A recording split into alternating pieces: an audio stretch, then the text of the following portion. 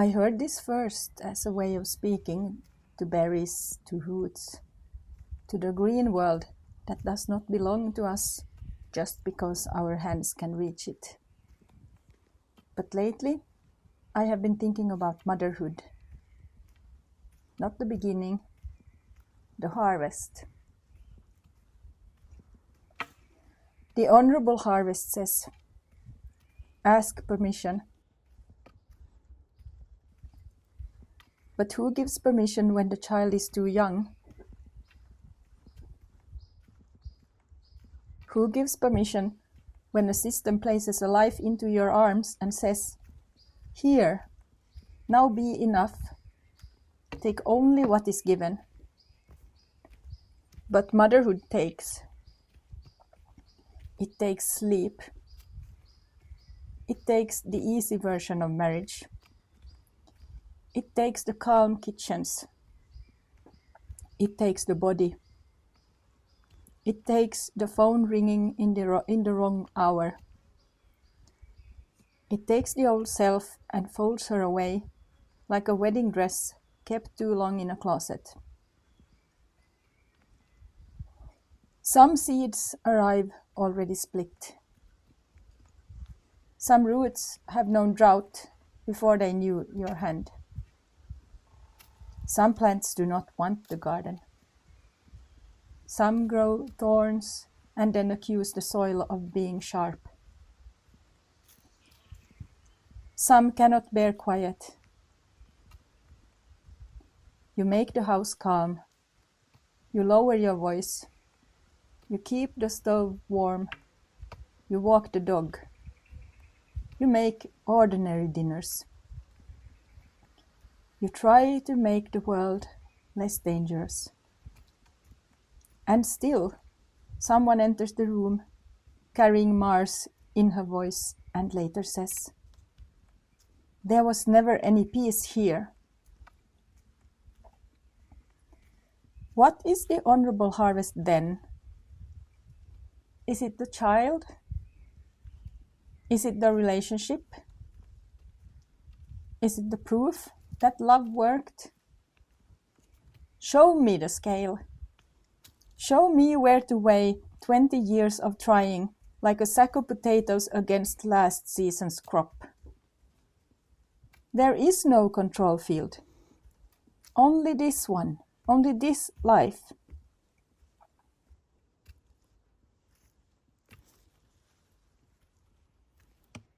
Only the jackdaw coming close because my son fed it seeds and nuts and attention. Only the art studio, only scissors, only old kitten books becoming collage, only a wedding dress cut into flags because preservation does not equal sacredness.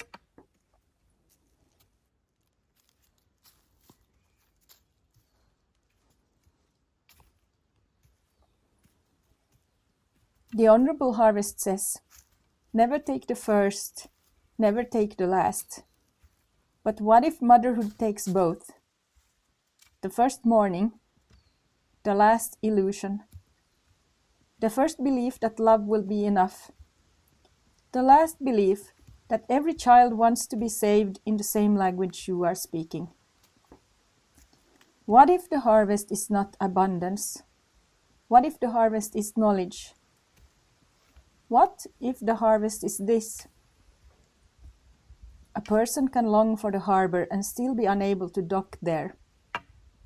A person can miss the mother and still damage the house every time she enters it. A person can love and still not be safe to live with. A person can leave and still call herself abandoned. What then?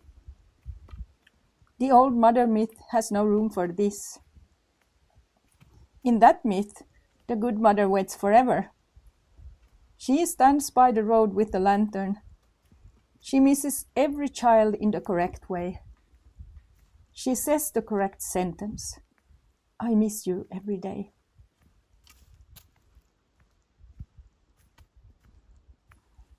But what if that is not true? What if I miss moments? A laugh, a face at 10, A small hand, a version of us that existed only briefly, and perhaps only from one angle. What if I do not miss the machinery, the accusations, the crisis, the threats, the social report, the way calm became evidence against us, the way silence has to be filled with fire? What if I love and do not want the old life back?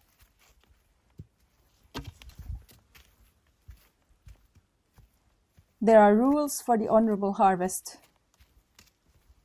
Use everything you take. So I use it. I use the sleepless nights. I use the hospital corridors. I use the psych ward. I use the word hypochondriac that others threw like a stone. I use the phrase bad mother. I use the phrase dead to me. I use the glögg I do not drink. I use the witch's house and the witch living in it. I use the dreams, the hidden staircase, the child in fur, the monster in the woods, the water sinking, the boy who came back by himself, the spirits in the walls pressing toward the room. I use the rats trying to break through the bed while I scatter seeds and nuts to delay them. I use the jackdaw as counterspell. I use the garden as evidence that life still knows how to arrive.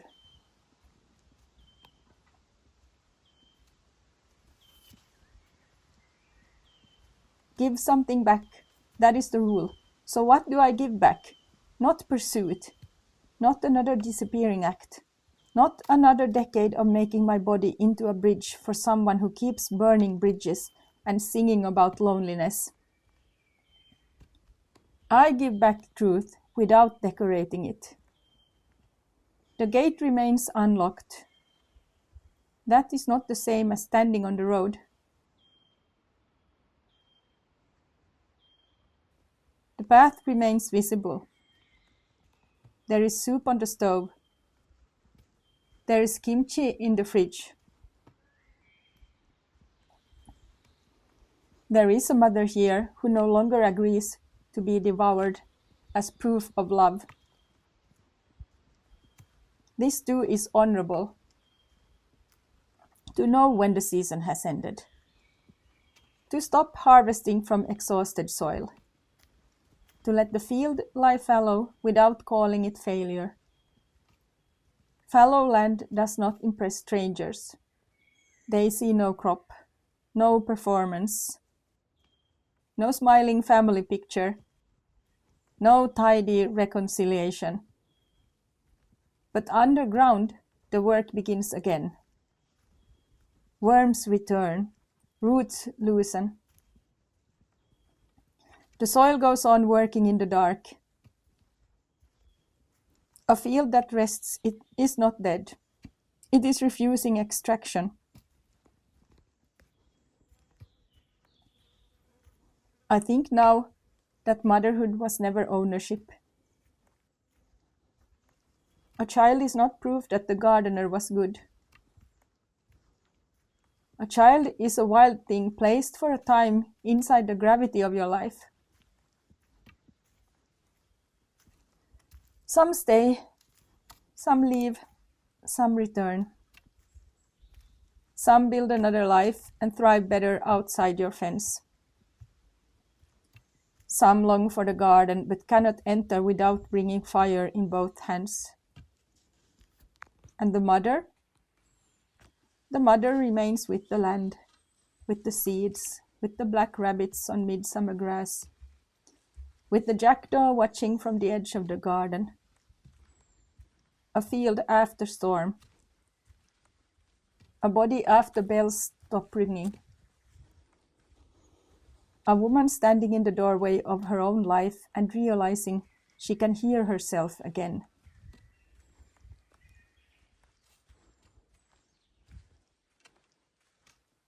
Did I leave it better than I found it? I do not know.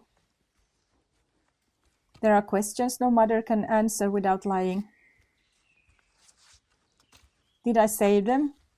Did I fail them? Would another mother have done better? Was love enough? Was I enough? The dead timelines do not speak. The unchosen lives do not come to court. There is only this. I showed up. I carried. I listened. I argued with systems. I searched for help. I held her rage until my arms forgot they were arms. I told the truth when the truth made people hate me. I built calm inside a house where calm was not always welcome. I kept the gate from becoming a wall.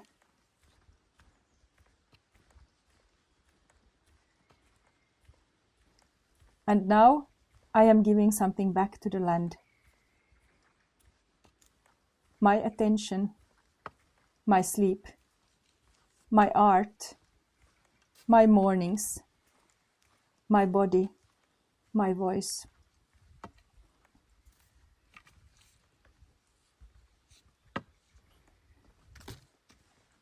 The honorable harvest of motherhood may not be the child coming home.